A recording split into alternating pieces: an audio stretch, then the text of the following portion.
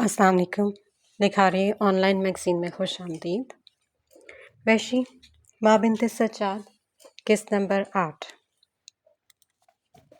जैसे ही वो लोग अंदर दाखिल हुए, दरमियानी उम्र का शख्स उनकी जानिब बढ़ा, गर्मजोशी से बढ़ा था। वो शख्स दिखने में सज्जाद अवान से चंद साल ही बड़ा मालूम हो रहा था। अस्सलाम वालेकुम, आए तशरीफ़ लाएं। उसी शख्स ने आगे बढ़कर सज्जाद साहब से हाथ मिलाते हुए अपने साथ अंदर चलने का कहा तो थोड़ी हिचकिचाहट का शिकार होने लगे। वालेकुम सलाम, मेरा नाम सज्जाद अवान है। सज्जाद साहब ने अपना तारुफ करवाना ज़रूरी समझा, जिस पर वो शख्स मुस्कुरा दिया। मेरा नाम अनीस बलोच है। दरअसल आज मेरी बेटी की मंगनी की तकरीब है और मुझे खुशी होगी अगर आप यहाँ अपनी बेटी और बीवी के साथ इस तकरीब में शामिल होंगे। अनीस बलोच ने इन्हें खुशदिली से तकरीब में शमूलियत की दावत दी थी और फिर इनकी जानिब से किसी जवाब का इंतज़ार किए वो अपने साथ हवेली इनको लिए चले अंदर दाखिल होने। सामने ही बड़ा सा हॉल था जिसके ऐन वस्त में सीढ़ियाँ थीं जो दूसरी और फिर तीसरी मंजिल तक जाती थी। दाएं बाएं दोनों तरफ अलग अलग सीढ़ियाँ थीं जो वस्त वाली सीढ़ियों के आखिर से शुरू होती थी। छत पर लगा सफ़ेद रंग का बड़ा सा फानूस पूरे हाल को जगमग करने का बाइस बना हुआ था। आमना, इनको मेहमान खाने में ले जाओ और तकरीब की मुनासबत से इन्हें कपड़े भी दो। ये आज हमारे ख़ास मेहमान हैं। अनीस बलोच ने अपनी बेगम को अपनी तरफ आता देखा तो फ़ौरन बोले। शौहर के कहने पर एक नज़र उन्होंने इन तीनों को देखा और फिर सर हिलाती इनको लिए हवेली के अंदर ही दाएं जानब बने मेहमान खाने की तरफ बढ़ गई। आप लोग थोड़ी देर आराम कर लें, फिर मुलाकात होती है तकरीब में। अनीस बलोच ने इनके कंधे पर हाथ रखकर कहा तो सज्जाद अवान मुस्कुरा दिए और फिर शाइस्ता बेगम को साथ लिए आमना बेगम की तकरीब में कदम उठाते मेहमान खाने की जानिब चल दिए। जैसे ही उन्होंने मिरहा को बेड पर लिटाया वो फ़ौरन से जमाई लेती उठ बैठी और अपनी प्यारी प्यारी बादामी आंखों से सारे कमरे को देखने लगी जो पूरा सफ़ेद था। यहाँ तक कि इस कमरे में फर्नीचर भी सफ़ेद रंग का ही था। ये किसका घर है मामा? मिरहा ने पास बैठी शाइस्ता बेगम के गले के गिर्द दोनों बाजू हमायल करते हुए कहा। ओ गवाच गया। हाँ मिल गया। बेटा, हमारी गाड़ी ख़राब हो गई थी, इसलिए आज रात हम यहाँ रुकेंगे। ये अनीस अंकल की हवेली है। उन्होंने इसका हेयर बैंड उतार कर उसके बालों को सेट करते हुए कहा। Okay, but whose uncle Anees? Mirha ने थोड़ी पर उंगली टिकाए याद करने की कोशिश की कि वो इस नाम के किसी शख्स को जानती है, जबकि इसकी हरकत पर सज्जाद अवान मुस्कुरा दिए। आप इनको नहीं जानती गुड़िया, अब वो जल्दी से फ्रेश हो जाओ क्योंकि यहाँ हवेली में एक तकरीब है। उन्होंने मिरहा की पेशानी पर बूसा देते हुए कहा, जबकि तकरीब के नाम पर ही इसकी आंखें चमक उठी थी। चले मामा, मुझे जल्दी जल्दी तैयार कर दे। और हाँ, मैंने अपना रेड कलर वाला फ्रॉक पहनना है। मिरहा ने माँ की तरफ रुख करते हुए काफ़ी खुशी से कहा, जिस पर शाइस्ता बेगम इसके गाल से हिलाते हुए उठी और बैग से इनिस के लिए कपड़े निकालने लगी। हालांकि आमना बेगम इनके लिए कपड़े भिजवा चुकी थी, लेकिन उनकी गुड़िया ने फरमाइश की थी जिसे वो कैसे पूरा न करती।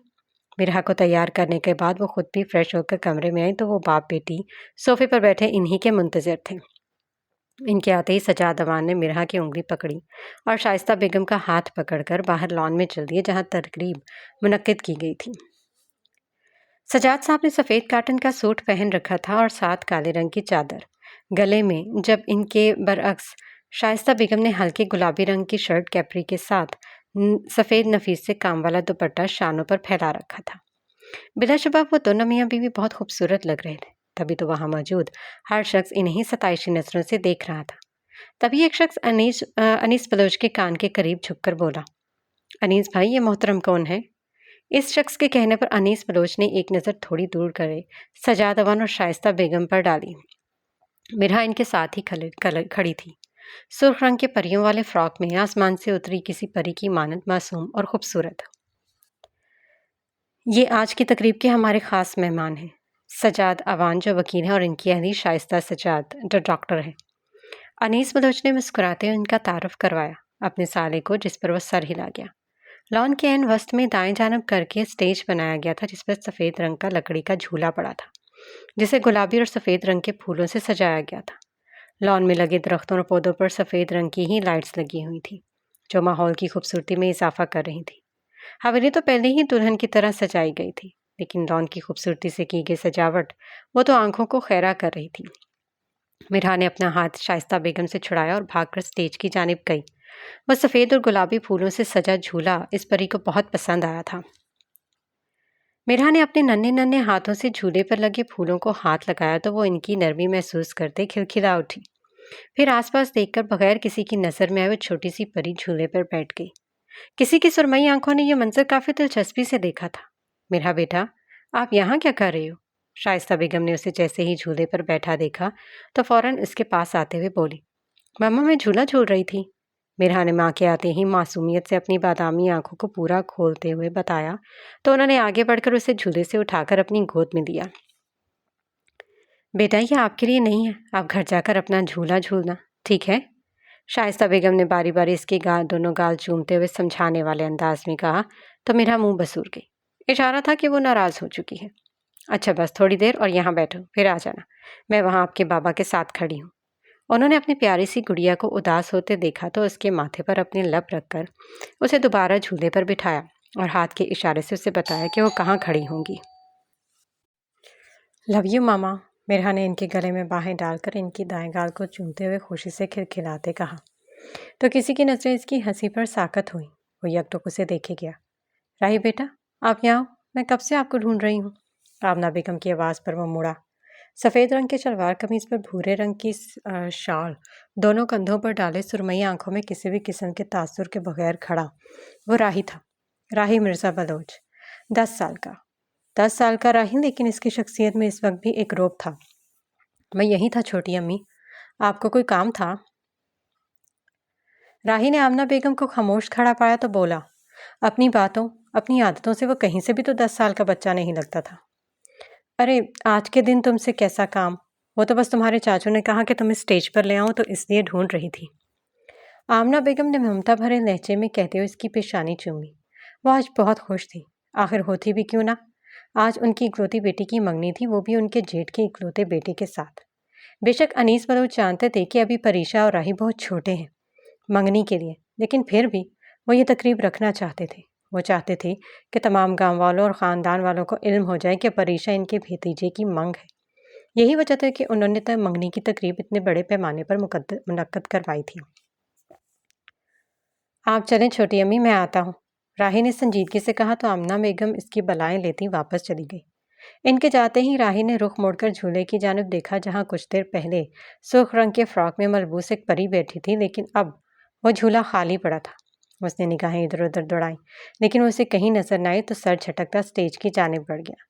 جھولے پر بیٹھے اس کے ہاتھ میں کوئی نکیلی چیز لگی تو اس نے فوراً ہاتھ اٹھا کر دیکھا تو وہاں پر ایک چھوٹا سا کلپ پڑا تھا، سرخ رنگ کا۔ راہی نے نامحسوس انداز میں وہ کلپ اٹھایا اور اپنی جیب میں ڈال دیا۔ وہ جانتا تھا کہ وہ کس کا ہے، لیکن وہ اسے واپس کرنے کا ارادہ ہرگز نہیں رکھتا تھا۔ اسے وہاں بیٹھے ابھی کچھ ہی دیر ہوئی تھی کہ پریشا کو اس کی ماں شائستہ بیگم اور کچھ اور عورتوں کے ساتھ لے کر اسٹیج کی طرف آتی دکھائی دی۔ اس نے ایک نظر 7 سال کی پریشا کو دیکھا جو بالکل کسی دلہن کی طرح تیار ہوئی تھی، حالانکہ صرف منگنی ہی تھی، جسے وہ شاید خود بھی انجان تھی کہ وہ ہوتی کیا ہے۔ سرخ رنگ کا شرارہ پہنے، چھوٹے چھوٹے ہاتھوں میں ہی سرخ چوڑیاں پہنے وہ کسی گڑیا کی مانند لگ رہی تھی جس کا گڈا اس کا انتظار کر رہا تھا۔ پریشا نے بھی سر اٹھا کر اس کی جانب دیکھا تو وہ اسی کی جانب دیکھ رہا تھا۔ وہ سر جھکا کر مسکرا دی۔ اس بات سے یکسر انجان کے راہی تو اس کے ساتھ چلتی مرہا کو دیکھے جا رہا تھا جو اپنے معصوم چہرے پر مسکراہٹ سجائے راہی کو اپنے دل میں اترتی محسوس ہو رہی تھی۔ پریشا کے اسٹیج پر آتے ہی وہ مربتاً اٹھ کھڑا ہوا۔ آمنہ بیگم پریشا کو اس کے ساتھ جھولے پر بٹھا کر اتر گئی۔ مرہا شائستہ بیگم کا ہاتھ تھامے اسٹیج کے سامنے ہی کھڑی تھی۔ کچھ دیر میں منگنی کی تقریب ختم ہوئی تو مہمان کھانا کھا کر اپنے گھروں کو روانہ ہو گئے۔ مہمانوں کے جاتے ہی آمنہ بیگم نے ملازمہ کو کہہ کر شائستہ بیگم کو مرہا کے ساتھ ان کے کمرے میں بھجوا دیا اور خود پریشا کو لے کر اپنے کمرے میں چلی گئی۔ راہی کی نظروں نے دور تک مرہا کا پیچھا کیا تھا اور پھر جیسے ہی وہ نظروں سے اوجھل ہوئی وہ بھی اپنے کمرے کی جانب بڑھ گیا۔ کل رات کی اس کی فلائٹ تھی۔ کچھ دن پہلے ہی وہ 5 سال بعد اٹلی سے لوٹا تھا۔ انیس بلوچ نے اپنے برسوں پرانے وفادار ملازم فرید احمد کو راہی کی ذمہ داری دی تھی کہ جب تک وہ بالغ نہ ہو جاتا تب تک وہی اس کے ساتھ رہیں گے۔ ماما دیکھیے نا، میرا فراک پھٹ گیا، کمرے میں آتے ہی مرہا نے روتے ہوئے شائستہ بیگم سے کہا تو انہوں نے اپنی گڑیا کو گود میں اٹھایا اور بیڈ پر آ کر بیٹھ گئی۔ سجاد صاحب ابھی تک باہر انیس بلوچ کے ساتھ ہی تھے۔ کوئی بات نہیں، میں اپنی گڑیا کو نیا لا دوں گی، انہوں نے پیار سے اس کا گال سہلا کر کہا اور اس کے آنسو پہنچنے لگی۔ لیکن ماما میری یہ فیوریٹ فراک تھی۔ مرحا نے مزید اونچا رونا شروع کر دیا۔ وہ شائستہ بیگم سے ضد کر کے دوبارہ جھولے پر بیٹھی تھی۔ پھر جب ڈیکوریشن والے اپنا سامان لینے آئے تو وہ جلدی جلدی میں جھولے سے اٹھی، جس کی وجہ سے اس کا سرخ فراک جھولے کی سائڈ پر لگے کیل کی وجہ سے پھٹ گیا اور وہ تب سے روئے جا رہی تھی۔ بیٹا اب یہ پھٹ گیا ہے تو کیا جا سکتا ہے؟ آپ رو نہیں، میں آپ کو بالکل ویسا ہی فراک لا دوں گی، شائستہ بیگم نے اس کے بالوں میں پیار سے ہاتھ پھیرتے ہوئے کہا۔ مرحا نے سوسو کرتے ماں کی جانب دیکھا اور پھر ان کی گود میں سر رکھ کر لیٹ گئی۔ تھوڑی ہی دیر میں نیند اس پر مہربان ہو گئی تھی۔ شائستہ بیگم نے اسے دھیان سے بیڈ پر سلایا، پھر اس کی پیشانی کو چومتے ہوئے سارا سامان سمیٹنے لگی۔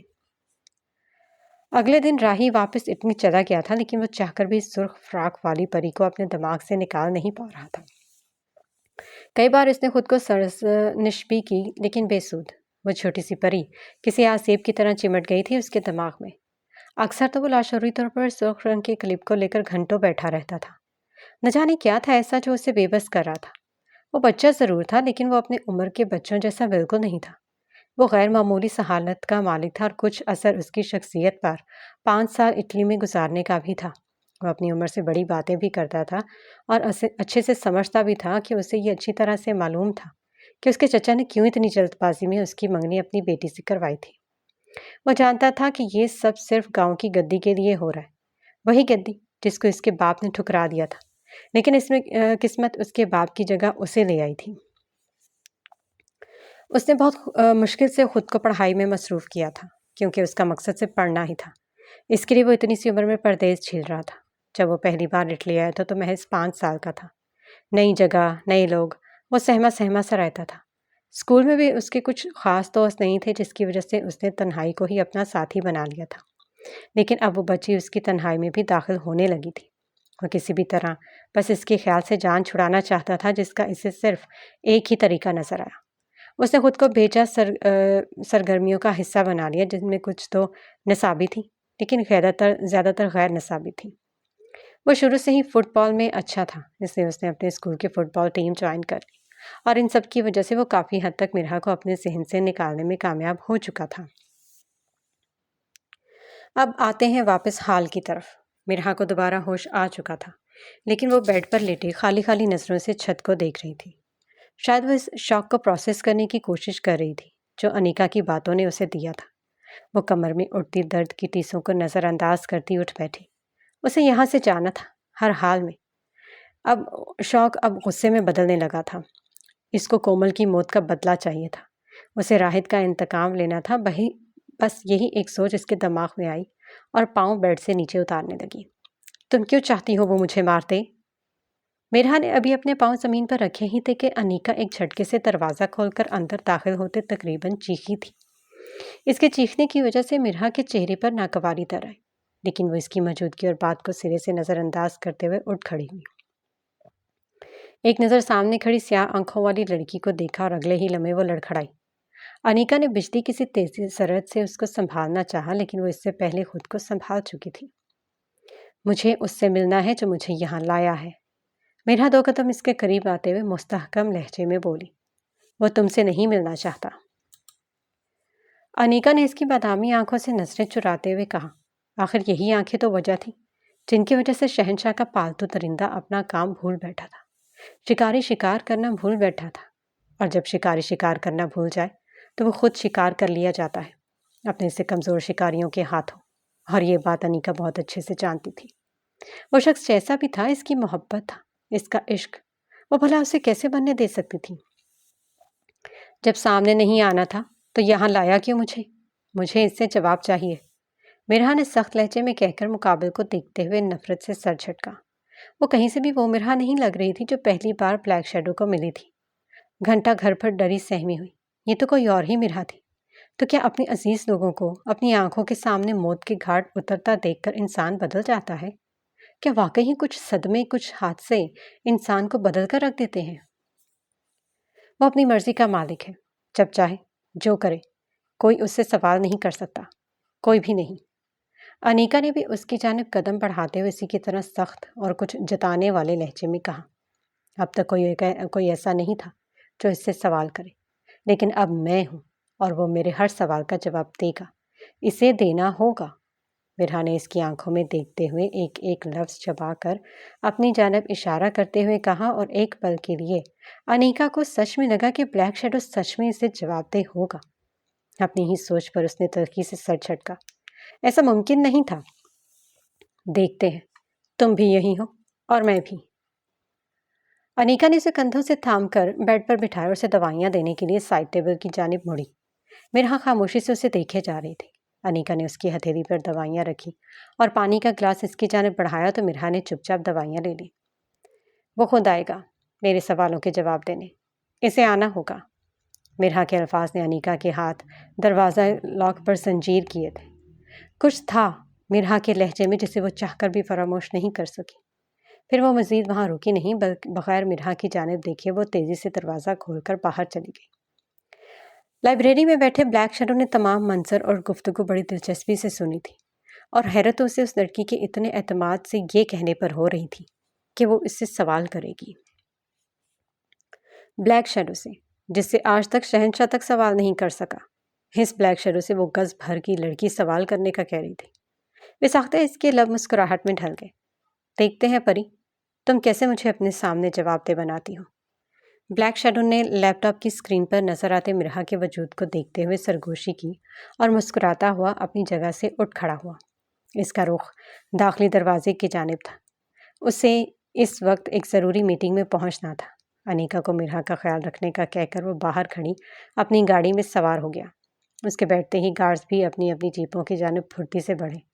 کچھ ہی لمحوں میں ہی بلیک مینشن سے دھول اڑاتی اس کی گاڑی اور اس کے پیچھے گارڈز کی جیپیں منظر سے دور ہوتی جاتی دکھائی دے رہی تھی. ہمیشہ کی طرح بلیک پینتھر نے یہ منظر اپنے کمرے کے ٹیرس سے دیکھا تھا. اس کی آنکھیں برملا اظہار کرتی تھیں کہ اس سے بلیک شیڈو سے محبت ہے، لیکن ایک وہی تھا جو جان کر انجان بنا رہتا تھا.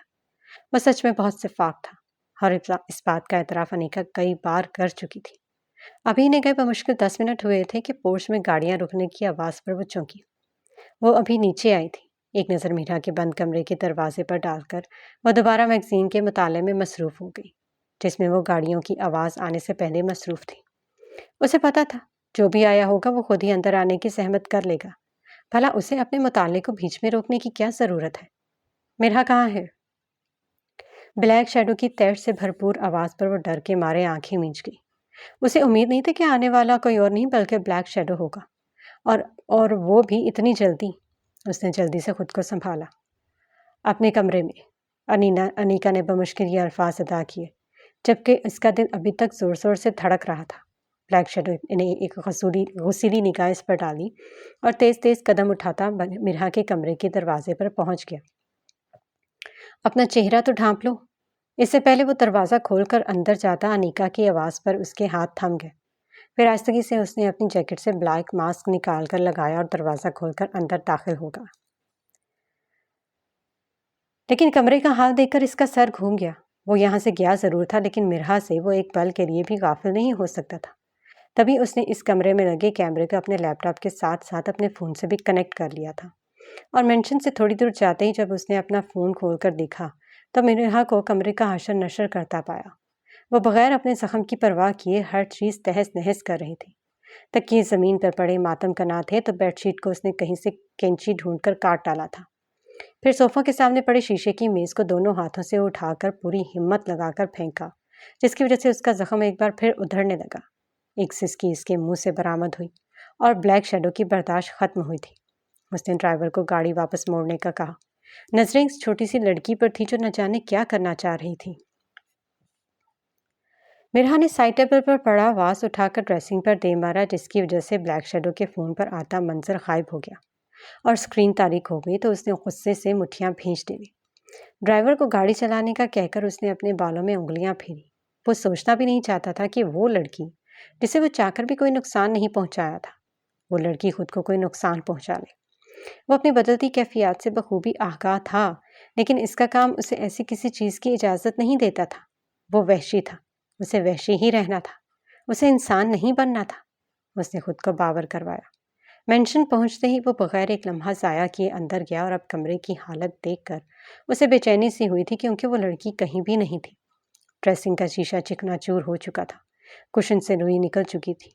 اسے دھیرے دھیرے قدم آگے بڑھایا اور بالآخر وہ اسے نظر آ ہی گئی۔ سر گھٹنوں میں دیے وہ بیڈ کے دوسری جانب بیٹھے رو رہی تھی۔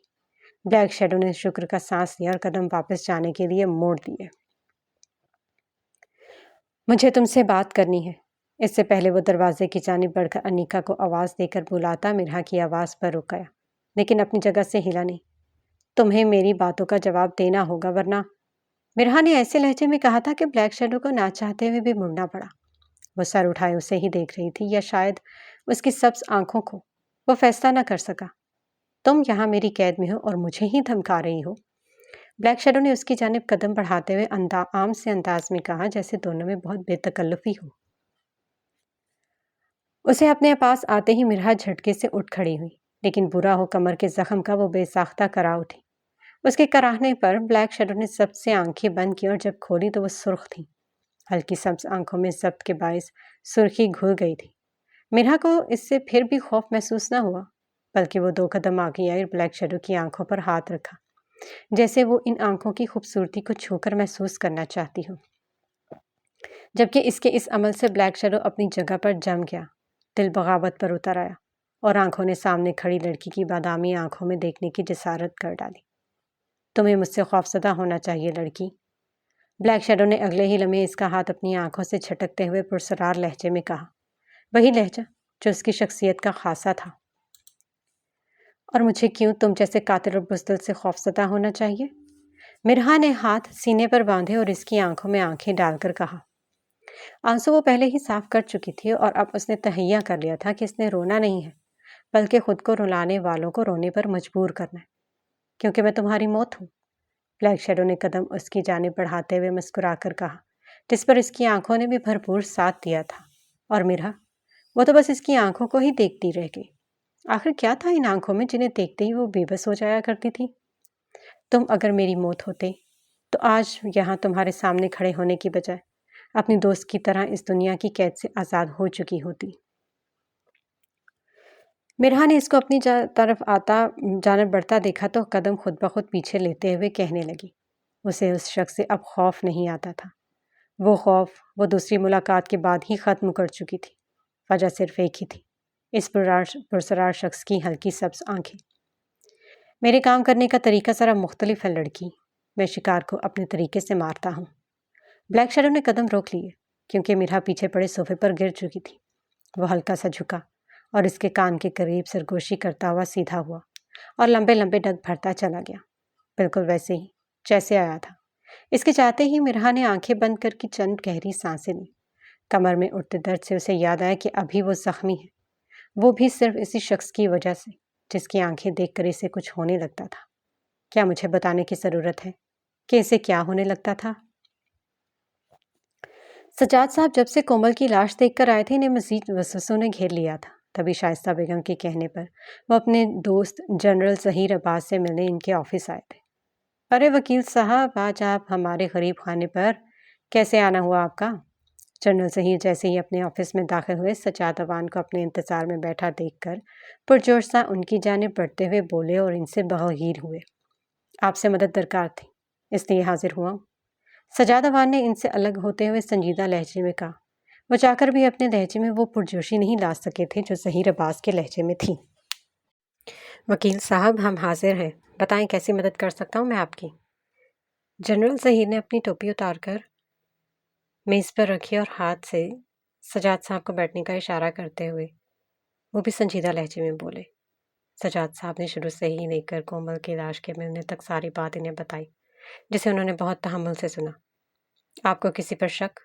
جنرل ظہیر نے کرسی کی پشت سے ٹیک لگاتے ہوئے پرسوچ انداز میں اس سے پوچھا تو سجاد عوان کے ذہن میں ایک ہی نام گونجا، بلیک شیڈو، شہنشاہ کا پالتو۔ سجاد عوان نے بغیر دیر کیے وہ نام زبان سے ادا کر دیا، جبکہ وہ نام سنتے ہی جنرل ظہیر اپنی ٹیک چھوڑ کر سیدھی ہو گئے۔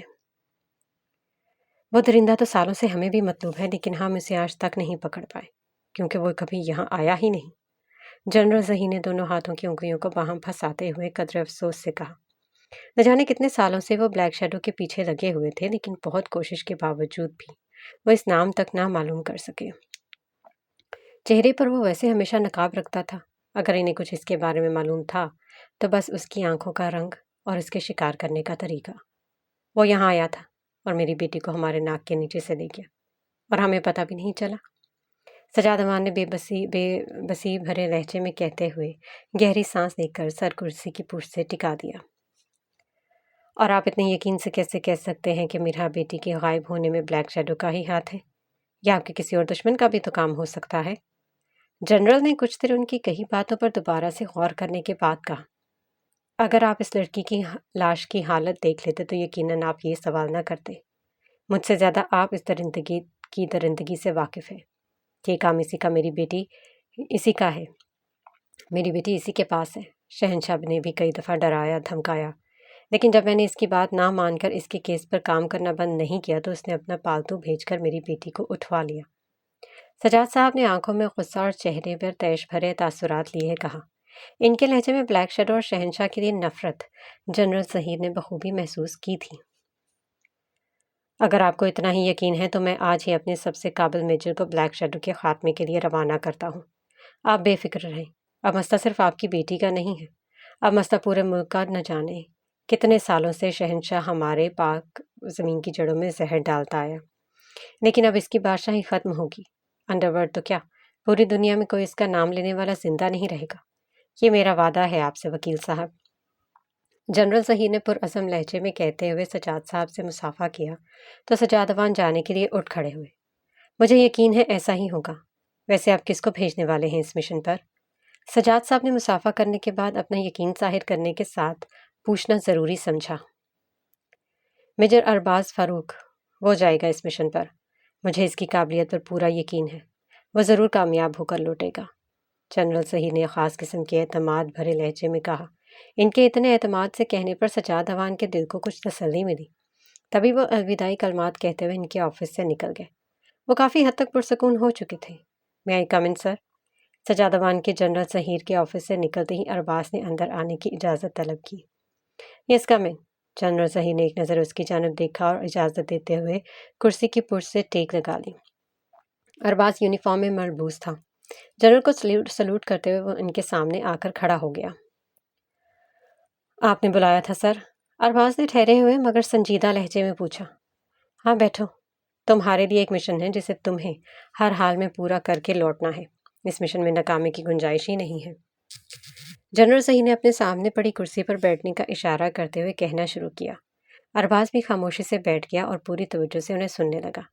انشاءاللہ سر، میں آپ کو نا امید نہیں کروں گا، ارباز نے بھرپور جذبے سے کہا۔ لہجے کے ساتھ ساتھ بھوری آنکھوں میں بھی پر اعتمادی کی چمک تھی، جس نے انہیں اس بات کا یقین دلایا کہ انہوں نے اس مشن کے لیے صحیح بندے کو چنا ہے۔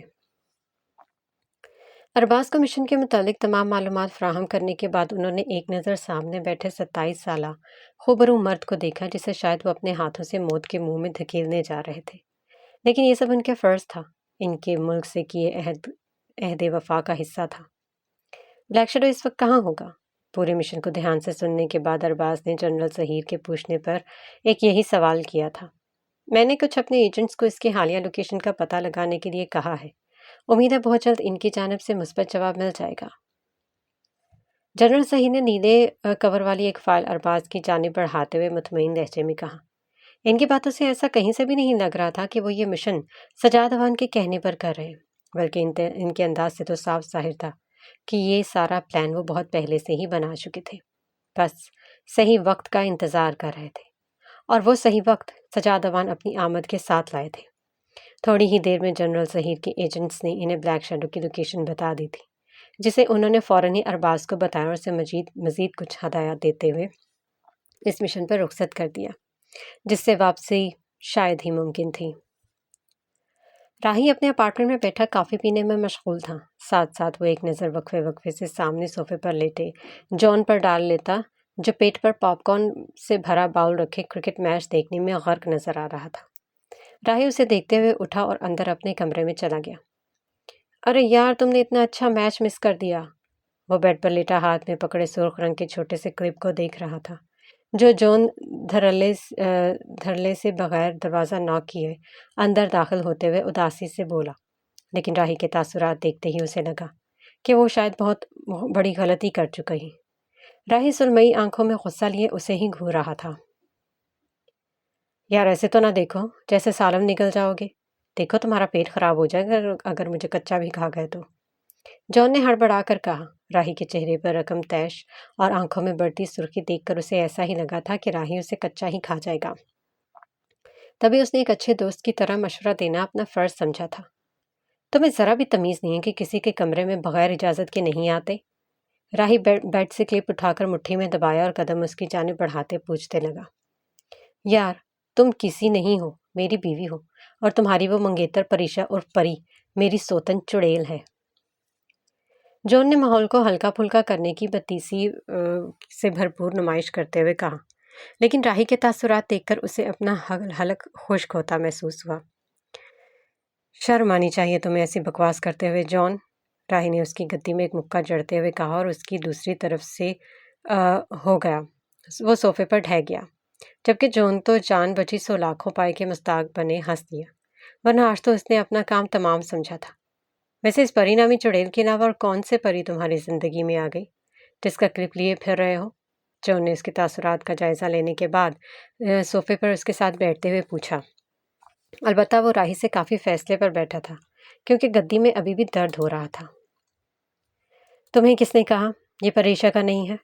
راہی نے ایک بار پھر وہ کلپ آنکھوں کے سامنے کرتے ہوئے پوچھا۔ ذہن کے پردے پر کسی کا عکس ابھرا تھا، کسی معصوم کا۔ تمہارے ساتھ پچھلے 10 سالوں سے کام کر رہا ہوں، آج تک تو دیکھا نہیں یہ کلپ تمہارے پاس۔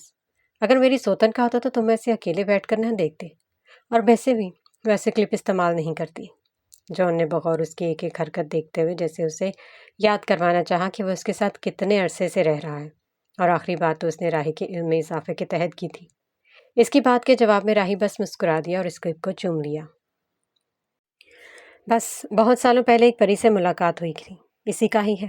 راہی نے کلپ اپنی قمیض کی جیب میں ڈالتے ہوئے جون کے پیٹ میں اٹھتے درد کا علاج کیا، کیونکہ وہ جانتا تھا کہ جب تک وہ اسے بتائے گا نہیں کلپ کس کا ہے، جون نے نہ آرام کرنا تھا نہ اسے کرنے دینا تھا۔ تو پھر اس سے کبھی ملے نہیں؟ جون پرتجسس سا ہو کر تھوڑا آگے ہو کر پوچھنے لگا۔ نہیں، میں اسے پھر کبھی نہیں ملا، راہی کہتے ہوئے اٹھا، اپنی شال کو اچھے طریقے سے کندھوں پر ڈالا اور کمرے سے نکل گیا۔ کچھ تھا اس کے لہجے میں جس نے جون کو چونکنے پر مجبور کر دیا، لیکن پھر بھی وہ سر جھٹکا اس کے پیچھے ہی چل دیا۔ آج انہیں آسٹریلیا جانا تھا۔ اٹلی والی آفس کا کام وہ تقریباً نپٹا ہی چکے تھے، لیکن آسٹریلیا میں بہت سے کام ایسے تھے جو راہی کے جانے سے ہی پورے ہونے تھے۔ 1 مہینے بعد۔ میں آئی کم ان سر؟ وہ اپنے آفس میں فائلوں میں سر دیے بیٹھا تھا جب دروازے پر ہوتی دستک پر فائل سے چہرہ اٹھا کر سامنے دیکھنے لگا، جہاں اس کی سیکرٹری ہاتھ باندھے اجازت ملنے کے انتظار میں تھی۔ یس، ایکان نے اجازت دیتے ہوئے دوبارہ نظریں فائل پر جما دی۔ سر، آپ کی فلائٹ کا ٹائم ہونے والا ہے۔ ہینا نامی اس کی سیکرٹری نے مؤدبانہ انداز میں اس کی گوش گزار کیا کہ اسے آج آسٹریلیا جانا تھا، اپنی کسی بزنس ڈیل کے سلسلے میں، جسے وہ آفس کے کاموں کے چکر میں بھول بیٹھا تھا۔ اوہ شو، میں تو بھول ہی گیا، کتنے بجے کی فلائٹ ہے ہینا؟ ایکان نے سامنے پڑی فائل کو بند کرتے ہوئے جھنجھلا کر پوچھا۔ آخر وہ کیسے بھول سکتا تھا اپنی اتنی اہم ڈیل کو جس کے لیے اس نے اتنے مہینے سے محنت کی تھی؟ سر، 5 بجے کی، ابھی 3 بج چکے ہیں۔ ہینا نے کسی رٹی رٹائی بات کی طرح اسے بتایا اور اس کی تیزی دیکھنے لگی جو جلدی جلدی ساری فائلوں کو دراز میں رکھ رہا تھا، پھر سٹینڈ پر کھڑے اپنے کالے 3 پیس سوٹ کے ساتھ کا کوٹ اٹھا کر پہنا، اپنا موبائل اور گاڑی کی چابیاں اٹھا کر وہ بغیر ہینا کی جانب دیکھا، دروازے کی جانب بڑھ گیا، باہر نکلنے سے پہلے جیسے وہ کچھ یاد آنے پر رکا تھا، اور پلٹا۔ میرے بعد آفس کا خیال رکھنا، کوئی ایک چیز بھی ادھر سے ادھر نہیں ہونی چاہیے، سمجھی؟ ایکان نے 2 قدم اس کے پاس آ کر اس کی آنکھوں میں اپنی ہلکی سبز آنکھیں ڈالے تنبیہ کرنے والے انداز میں کہا، اور پھر بغیر اس کا اوکے سر سنے وہ تیزی سے دروازہ کھول کر باہر نکل گیا۔ عجیب بندہ ہے، حکم سنا کر چلا گیا اور اگلے کی بات بھی نہیں سنی۔ ہینا اس کے جاتے ہی بڑبڑاتی ہوئی اس کے آفس سے نکل گئی۔